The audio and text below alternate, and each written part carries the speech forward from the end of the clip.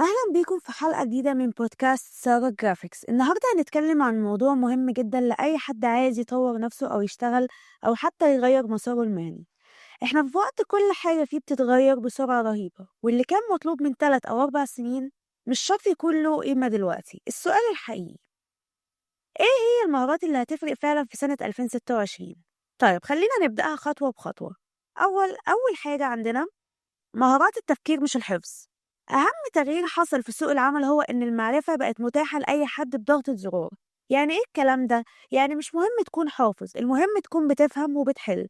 ومن أهم المهارات عندنا ال critical thinking أو التفكير النقدي، problem solving أو حل المشكلات، وطبعا القدرة على اتخاذ القرار بسرعة. الشركات دلوقتي مش بتدور على موظف بيحفظ، هي بتدور على حد يعرف يتصرف لما يحصل مشكلة. طيب تاني حاجة عندنا المهارات الرقمية، وسواء انت في مجال التصميم، التسويق، البرمجة، أو حتى إدارة المهارات الرقمية، أو حتى إدارة المهارات الرقمية بقت أساسية مش بس اختيار. ومن أهم الحاجات المطلوبة في 2026 فهم أدوات الذكاء الاصطناعي، التعامل مع أدوات الأوتوميشن، تحليل البيانات أو الداتا أناليسيس بشكل بسيط، واستخدام أدوات التصميم أو الإنتاج الرقمي.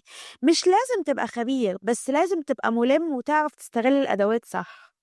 طيب مهارات التواصل، مهما كان شغلك قوي لو مش عارف توصل فكرتك هتتعب. المهارات دي بقت دهب، زي التواصل الفعال، كتابة الإيميلات والرسائل بشكل احترافي، التقديم والعرض أو البرزنتيشن سكيلز.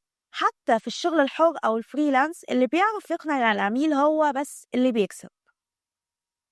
رابعا عندنا الإبداع والتفكير المختلف. في عالم كله أدوات ذكاء اصطناعي، الإبداع البشري هو اللي هيفرق.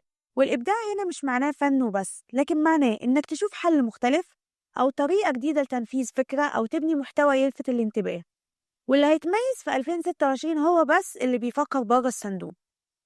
خامس حاجة عندنا المرونة والتعلم المستمر. من أهم المهارات في العصر ده هي إنك تفضل تتعلم.